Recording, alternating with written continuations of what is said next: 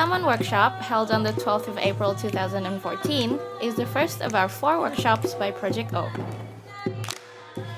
We partnered with Saman IndoMelb to teach us how to do the Saman Dance. This dance is originally from Aceh, a province in Indonesia. It is performed by a group of dancers to celebrate important occasions.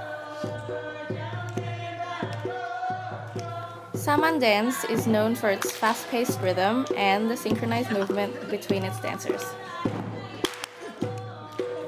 The dance is led by a kendang player who sings the song and is followed by the dancers.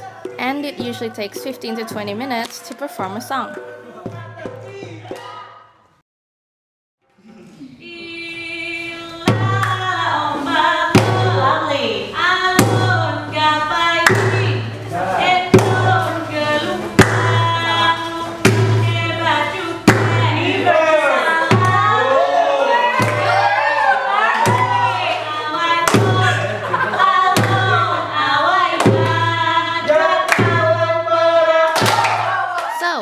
That was our Saman workshop.